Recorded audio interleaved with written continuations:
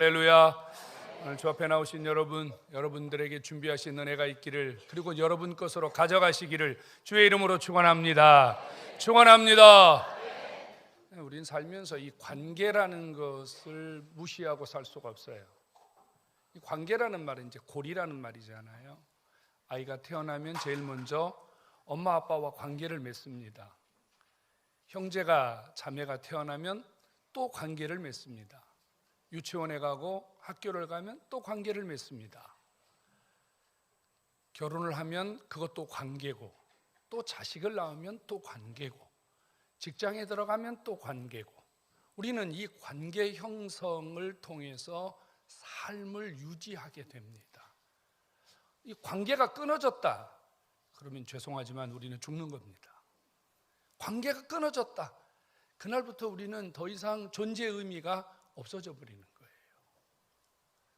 관계 중에서 가장 중요하고 끊을 수 없는 관계, 무슨 관계일까요? 부모와 자식 아니겠습니까? 그래서 이것은 하늘이 맺어준 천륜이라고 우리가 그렇게 부릅니다. 여러분들의 자녀, 어떤 관계를 맺고 지내고 있습니까? 오늘 본문 안에도요, 이 부모와 자식의 관계를 잘 설명해 주면서 우리에게 한 사건을 제공하고 있어요. 어떤 집에 두 아들이 있었는데, 두 번째 아들이 어느 날 갑자기 아버지에게 와서 아주 당돌한 요구를 합니다. 아버지가 죽으면 나한테 재산을 남겨줄 거 아닙니까? 그건 나에게 좀 미리 주십시오. 싸가지 없는 아들이죠. 여러분 자식들이 만일 살아있고 힘있고 멀쩡한데 아버지 나한테 유산 좀 먼저 주세요 그러면 주시겠어요? 안 주시겠어요? 대답 안 하는 거 보니까 주실 분들이 많이 계신 것 같아요. 아마 대부분의 부모들은 자식이 요구한다고 줄 부모가 거의 없을 겁니다. 설득을 하겠죠. 나 죽을 때까지 기다리라고 하겠죠. 또 그거 뭐 하려고 먼저 재산을 가져가려고 하느냐, 아마 이유를 묻겠죠. 근데 오늘 본문에 보면 이 둘째 아들이 아버지로부터 재산을 얻습니다. 좀 더 심한 표현을 하면요, 아버지에게서 재산을 빼앗아 갑니다. 분명히 그 아버지도 순수하게 내어주진 않았을 거예요. 고민도 했을 거고 설득도 했을 겁니다. 그런데 이 둘째 아들이 재산을 빼앗아 갔다는 것은 아버지를 그만큼 괴롭혔다는 거예요. 아버지 못 살게 굴었다는 거예요. 재산을 주지 않으면 안 될 만큼 이 아들이 사건과 사고를 많이 일으켰단 말이에요. 하는 수 없이 아들에게 재산을 내어주었는데, 이 아들이 이 재산을 들고 집을 떠나서 쫄딱 망하고 거지가 되었습니다. 자, 우리는 몇 가지 의문점을 피할 수 없어요. 첫 번째 의문점은요, 이 아들이 어떤 놈인지 아버지가 너무 잘할 거 아니에요? 이 자식 돈 주면 어떻게 한다는 거 뻔히 알았을 거 아닙니까? 그런데 아버지가 어쨌든 결과적으로 돈 주었어요. 왜 주었어요? 여러분, 주지 말아야 되잖아요. 아버지보다 이 아이를 더 잘하는 사람이 누가 있겠어요? 이놈이 지금 돈을 요구하는 것부터가 문제고, 돈 주면 분명히 좋은 데 쓰지 않을 거라는 거 아버지가 너무 잘 안단 말이에요. 그 아이의 성격, 그 아이가 지금 어떻게 살아가는지 너무 잘 안단 말이에요. 안 줘야 되는데 아버지가 결국은 줬어요. 왜 주었을까? 두 번째는요, 돈을 받자마자 먼 나라로 갔다 그래요. 가까이서 놀지 않고 먼 나라까지 갔다 그래요. 이런 먼 나라까지 가게 된 특별한 무슨 이유라도 있었을까요? 이 아들이 아버지의 재산이 적은 재산이 아니었을 거예요. 어떤 자식이 여러분 얼마 안 되는 돈 그거 받자고 아버지에게 땡깡을 부리겠어요? 상당히 많은 재산을 가지고 갔을 텐데 어쩌다 거지로 전락하게 되었을까요? 여러분들에게 던지는 질문입니다. 만일 여러분 자식에게 이런 상황이 생긴다면 여러분들 어떻게 하시겠습니까? 만일 우리 자식들이 이런 모양으로 우리 앞에 나타난다면 여러분 어떻게 하시겠습니까? 주님이 오늘 이 메시지를 일부러 우리에게 주신 거예요. 주님이 이 이야기를 우리에게 일부러 말씀하고 계신 거예요. 무엇 때문일까요?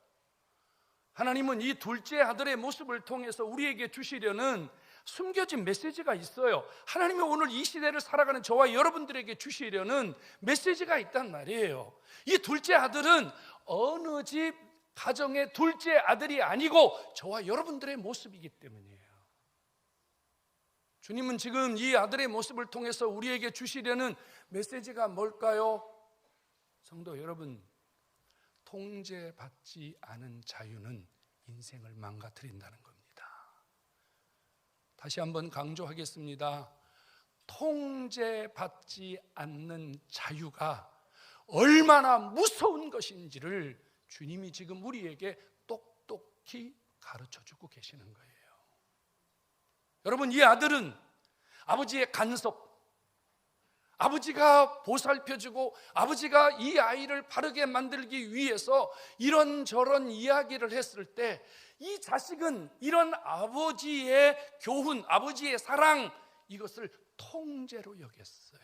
왜 나를 못 살게 해? 나를 왜 귀찮게 해? 왜 자꾸 나를 억압해? 왜 자꾸 나에게 가정이라는 울타리가 감옥처럼 느껴졌어요. 일어나라, 이것은 해라, 무엇을 해야 된다, 이것조차가 이 아들에게는 견딜 수 없는 굴레였습니다. 그래서 이 아들의 마음속에는 한 가지밖에 없었어요. 어서 빨리 내가 이 통제를 벗어나야 된다, 이 억압에서 벗어나야 된다, 내가 이 울타리에서 벗어나서 자유를 누려야 된다. 이 아들의 마음속에는 오직 한 가지, 내 마음대로 자유를 누리고 싶은 그 한 가지의 욕망밖에 없었습니다. 그래서 아버지에게 돈을 요구했고, 돈을 받자마자 아버지의 통제를 벗어나고 가정의 울타리를 벗어나서 자유를 누리고 산 거예요. 그런데 결론이 뭐라고요? 통제받지 않는 자유를 누리다가 이 아들은 망했다, 이 말입니다. 통제받지 않는 자유를 누리다 이 아들은요, 돌이킬 수 없는 인생의 쓰라림을 경험했다는 사실이에요. 이 아들은 머릿속에 한 가지 생각을 했어요. 이 굴레에서 벗어나기만 하면 살 수 있다. 무조건 벗어나야 된다. 아버지의 눈, 아버지의 그늘, 무조건 벗어나야 된다. 할 수만 있으면 여기서 탈출해야 된다. 한때 보호관찰을 하던 시절이 있었습니다. 그때 많은 청소년 아이들을 상담을 했습니다. 미안한 표현입니다만 비행 청소년들이죠. 우리의 특별히 촉법소년이라는 단어가 여러분 속에 있지 않습니까? 미성년자들이 잘못을 저지르면 바로 형을 진행할 수 없기 때문에 일정 기간 동안 보호관찰을 하고, 거기에서 통제받지 않는 아이들은 소년원에 가두고 이런 일을 하거든요. 그래서 그런 아이들하고 이렇게 상담을 몇 년 동안 한 적이 있는데요, 그 아이들이 하는 공통점, 아버지가 싫어요, 어머니가 싫어요, 맨날 이거 해라, 맨날 저거 해라, 나만 보면 맨날 핀잔 주고, 나만 보면 맨날, 나는 거기가 지옥 같아요, 나는 거기만 떠나면 살 것 같아요. 그래서 물어요. 그래, 너 거기 떠나서 어떻게 됐냐 지금? 너 거기 떠나서 성공했냐? 너 거기 떠나서 학교 잘 다니냐? 너 거기 떠나서 너 행복하냐? 성도 여러분, 벗어나기만 하면 살 수 있다, 벗어나면 내 맘대로 할 수 있다, 벗어나면 내가 원하는 대로 살 수 있다는 이 착각을 버려야 됩니다.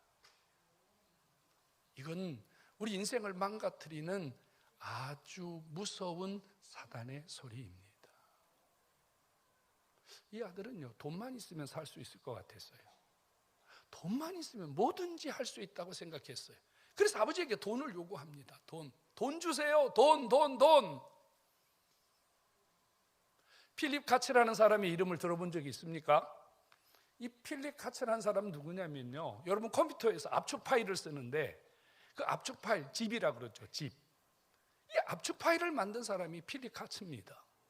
23살에 아무도 하지 않는 이 프로그램 파일을 압축하는 엄청난 기술을 개발했어요. 그래서 이 필립 갑처가 23살에 억만장자가 됩니다. 억만장자. 당시 세계에서요, 모든 매스컴이 천재라고 극찬을 했습니다. 그 당시에 유명한 컴퓨터 회사들이 애플이나 마이크로소프트웨어나 이런 회사들이 돈 보따리를 싸들고 가서 그 기술을 공유하게 된 거예요.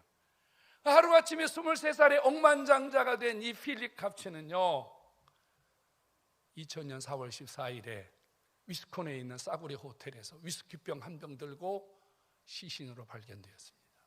그의 나이는 37이었습니다. 23살, 37, 14년 사이에 무슨 일이 있었던 걸까요? 하루아침에 억만장자가 된 필립 갑츠는요, 마음껏 자유를 누렸습니다. 술 먹고 여자들을 좋아하고 마약을 하고 술 중독, 여자 중독, 마약 중독에 빠져서 마음대로 살았습니다. 그에게는 부와 명성과 보장된 내일이 있었지만 통제할 수 있는 힘이 없었습니다.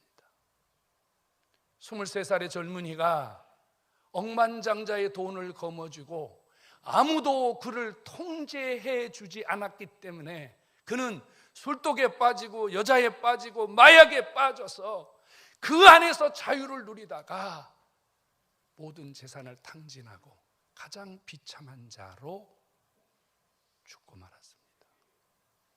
그가 죽었을 때 그의 모습은 이러했다고 합니다. 한 손에는 먹다 남은 위스키병이 들려 있었고요, 그의 이마 한쪽은 아주 많이 함몰되어 있었다고 합니다. 아마 이런 모습이었겠죠. 술에 비틀거리고 술병을 들고 호텔방에 들어오다가 문에 부딪혔는지 책상에 부딪혔는지 어디에 부딪힌지도 모른 채 머리를 들이받고 그 자리에서 죽은 겁니다. 돈이 그의 인생을 망가뜨린 겁니다. 통제할 수 없는 돈이, 통제할 수 없는 세상의 힘이 그를 망가뜨린 겁니다. 성도 여러분, 돈이면 다 할 수 있다고 생각합니까? 그렇습니다. 돈은 어느 정도 할 수 있어요. 우리 삶을 어느 정도 윤택하게 할 수 있어요. 좋은 집, 좋은 차, 여러분들에게 좋은 환경들을 제공해 줄 수 있습니다. 그런데 여러분들에게 살고 있는 그 집 안에서, 그 좋은 집 안에서, 좋은 차 안에서, 좋은 환경 안에서 누군가 여러분들을 통제하지 않는다면 여러분들의 삶도 무너질 수 있다는 사실을 기억해야만 합니다. 통제할 수 없는 자유는 인간을 무서운 속도로 망가뜨립니다.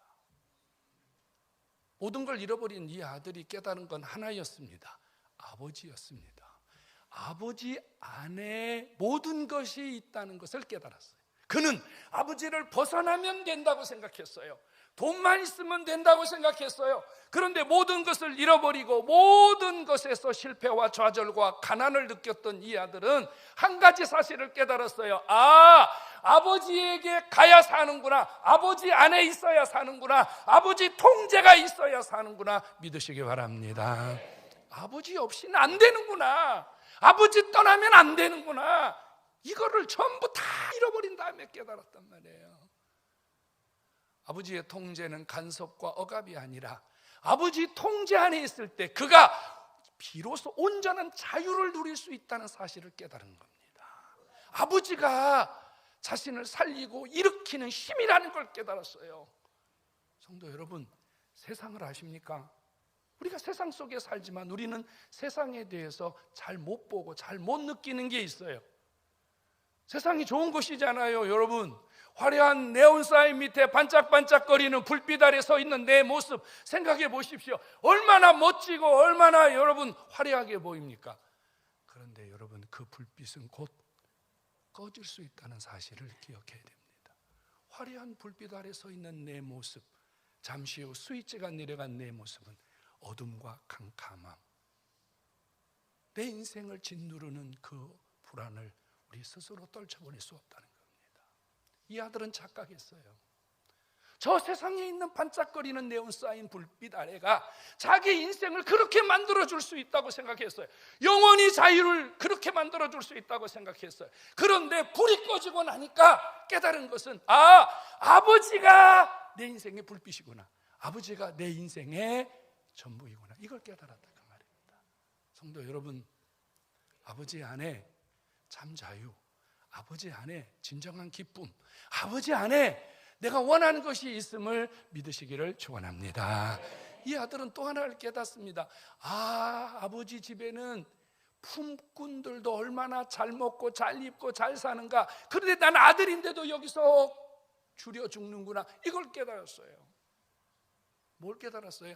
아버지 떠나면 죽는구나, 아버지 떠나면 배고파 죽는구나, 아버지 떠나면 외로워 죽는구나, 아버지 떠나면 인생이 끝나는구나, 이걸 깨달았다 그 말이에요. 성도 여러분, 우리가 신앙생활하면서요, 우리도 종종 그런 유혹을 받는다니까요. 아버지 없어도 살 수 있다는 생각을 한다니까요. 아버지 떠나고 싶은 생각이 있다니까요. 근데 여러분, 우리가 명심해야 됩니다.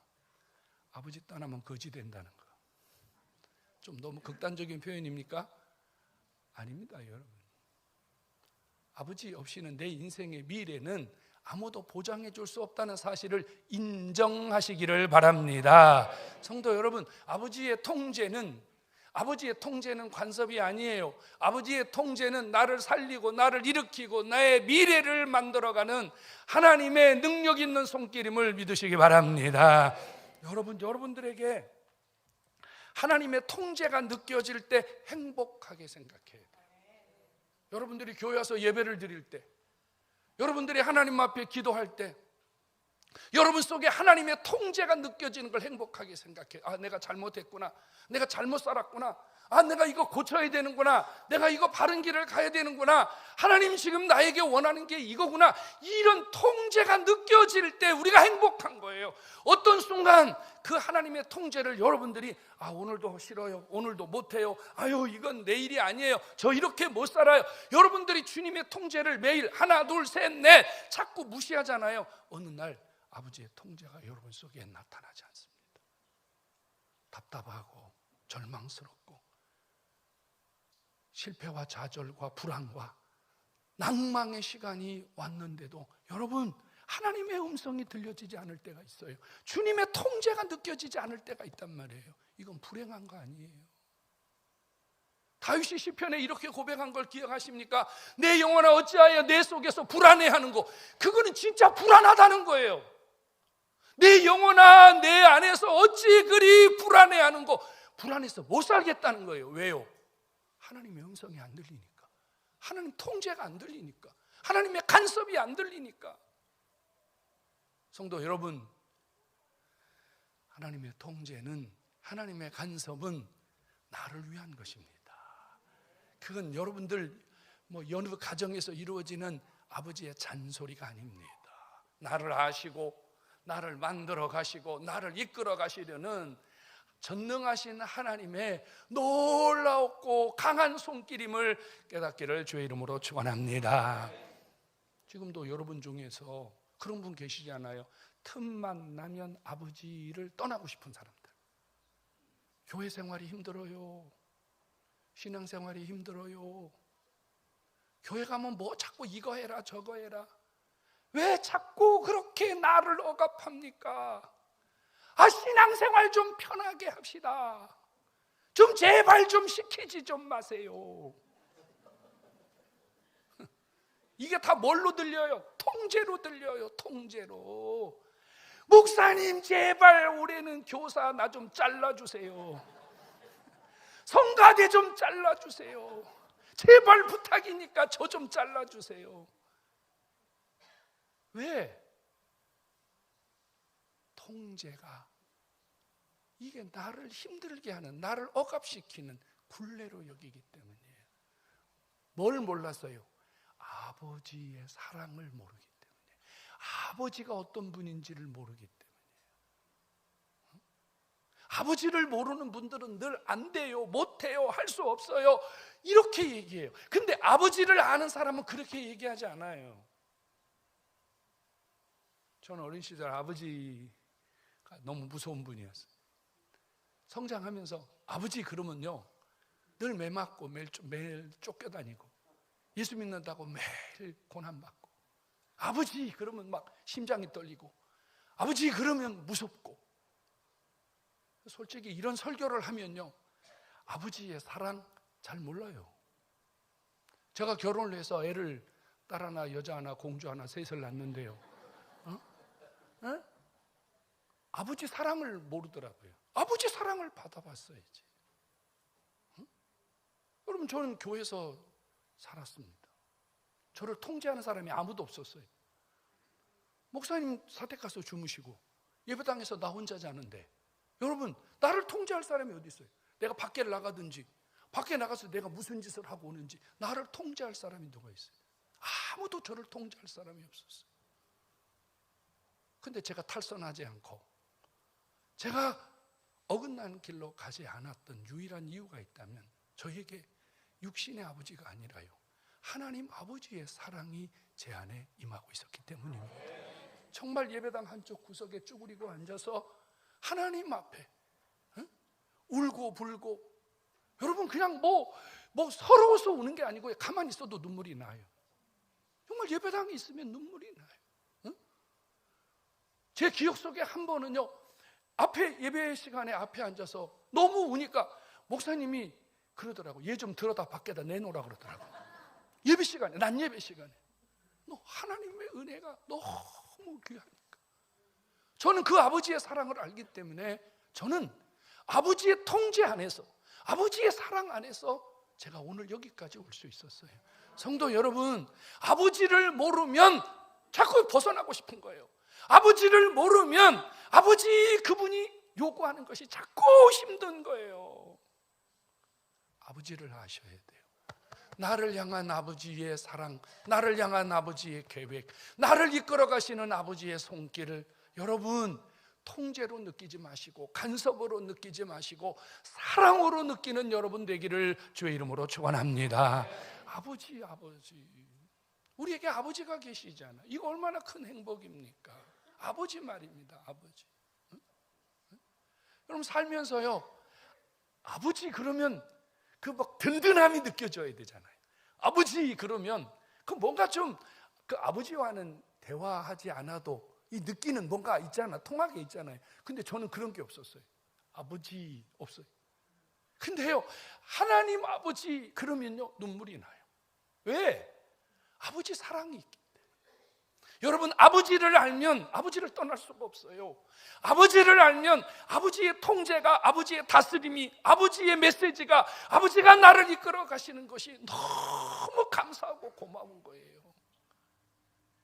이제 12월 마지막 주 정도 되면은요 성도들이 앉아서 어떻게 하면 아버지 집을 떠날까 지금 계획을 세웁니다. 어떻게 하면 내년에는 여기서 빠져나갈까? 어떻게 하면 내년에는 이것을 안 할까? 여러분 이것은 아버지의 사랑을 모르는 사람이에요. 아버지의 사랑을 아는 사람은요 아버지의 사랑 속으로 더 깊이 들어가는 은혜가 있음을 믿으시기 바랍니다. 성도 여러분 저는 두 가지 얘기하고 제 설교를 마무리하려고 합니다. 하나는 지금 내가 여기 앉아 있는 것이 누구의 은혜입니까? 여러분 노력입니까?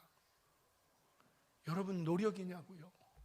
따지고 보세요. 여러분 나는 밥은 먹었지만 하나님 내 건강 지켜주지 않았다면요, 내가 잠은 잤는데 하나님이 오늘 아침에 나를 일으켜주지 않았다면요, 여러분 나는 운전은 하는데 하나님이 나를 지켜주지 않았다면요. 제가 이번 주에 대구 가서 한 곳에 방문을 하는데 9시간을 가야 된대요. 치앙마이에서 9시간을. 그래서 9시간 별거겠냐, 가보자. 그리고 출발을 했는데 운전수가 둘이 왔어요. 트럭을 타고 가는데. 그래서 왜 운전수가 둘이 왔지? 그때까지도 이유를 모른 거예요. 이 젊은 친구 둘이 왔는데요, 내가 9시간을 어떻게 가냐, 좀 빨리 갔으면 좋겠다. 그랬더니 이 친구가 1시간 반을 줄이기 위해서요 산으로 5시간 반을 끌고 가는 거예요. 그냥 산이 아니고 진부령 고개는요 거기에 비하면 아무것도 아닙니다. 여러분 진짜 이렇게 도는데 이게 올라갔다 내려갔다 올라갔다 5시간 반 한번 타보시라니까. 롤러코스터는 그건 아주 행복한 거예요. 제가 엄청 건강한 사람이잖아요. 전 멀미 같은 거 모르는 사람이거든요. 머리 아프고요, 막 토하고요, 진짜 죽을 것 같더라고요. 성도 여러분, 우리 인생길이 그랬잖아요. 우리가 한 해를 살아오면서 나도 모르는 사이 우리가요 이런 험한 굴곡을 지나왔는데, 여러분 그 순간순간마다 아버지가 여러분들의 삶에 은혜를 주셨음을 믿으시기 바랍니다. 5시간 반, 1시간 반을 전략해서요 들어갔어요. 그러니까 7시간 남짓해서 들어갔거든요. 그래서 가서 보고서 나중에 나오는데 내가 그 친구한테 길 어디로 갈 거냐, 그래서 다시 산길로 간대. 그럼 나 여기서 죽을란다. 차라리 나 안 간다. 나 도저히 못 간다. 여러분 이제 나중에 기회 있으면 한번 가서 경험을 해보시면 나 죽어도 안 간다. 그랬더니 평지로 가면 시간이 너무 많이 걸린다. 아니 그래도 괜찮다, 가자. 올 때는 진짜 8시간 40분 걸렸어요. 1시간 반 안 줄여주니까. 길이 얼마나 험한지요 여러분. 길이 너무너무 험해요. 그래서 제가 순간순간 아버지, 그냥 뭐 아버지가 자동으로 나와요. 아버지. 응? 아이고 죽겠네, 아이고 살겠네 할 틈이 없어. 그냥 아버지밖에 안 나온다니까. 여러분 내 인생 살아온 길 아버지의 은혜밖에 없는 줄로 믿으시기 바랍니다. 또 한 가지, 여러분 앞으로 우리 살아야 되잖아요. 우리는 앞으로 우리가 알지 못하는 내 인생길을 가야 되잖아요. 여러분 준비되셨어요? 계획하셨어요? 무슨 일을 만나면 어떻게 대처할지 다 방법이 있어요? 우리 그런 거 없잖아요. 근데 중요한 것은 아버지가 계시면 안전하다는 사실을 믿으시기 바랍니다. 아버지가 계시면 걱정하지 않아도 된다는 거 믿으시기 바랍니다. 여러분 철딱선이 없는 자식들은요 이런 아버지를 신뢰하지 못하기 때문에 자꾸 문제를 일으키는 거예요. 성도 여러분, 내가 가야 할 그 길에 아버지만 계시면 사망의 음침한 골짜기를 다닐지라도 해를 두려워하지 않을 수 있음을 믿으시기 바랍니다. 좋은 아들 되시기 바랍니다. 그냥 땡깡 부리고 억지 부리고 자꾸 돈 달라고 그러고 안 그러면 다 교회 나가버린다고 행패 부리고 좀 그러지 마세요. 여러분 좋은 아들 되시기 바랍니다. 네? 이게 얼마나 큰 은혜예요. 여러분 교회 안 나왔을 때 목사님이 전화하는 게 은혜인 줄로 믿으시기 바랍니다. 우리 한 목사님이 안 나와서 자꾸 전화하니까 우리 교인 중에 20몇 명이 전화를 차단시켜버렸대. 한 목사님 전화를. 카톡을 봐도 한 달째 안 읽는데 카톡을 보내도. 여러분 그거 자기만 손해야. 통제받을 때 은혜입니다. 그죠? 생각이 나야 되는 거예요. 생각이. 응? 제가 그 험한 길을 가면서 전화도 안 돼요. 전화도 안 되는데 오는 거예요. 장례식 났어요. 누구 병원에 입원했어요. 누구 수술했어요. 누구 뭐 했어요. 여러분 누군가에게는요 전화가 울리고 관심이 쏟아지고, 누군가에게는요 그러지 마세요, 누군가에게는 일어나세요, 누군가에게는 정신 차리세요. 이런 아버지의 통제가 나를 살리고 내 인생을 여는 길임을 깨닫기를 축원합니다. 전화 차단하지 마세요 여러분. 에? 카톡 열심히 보시고요. 그렇게 하셔야 돼요. 아버지의 좋은 아들, 여러분의 인생길에 하나님이 주시는 해피엔딩이 있기를 다시 한번 주의 이름으로 축원합니다.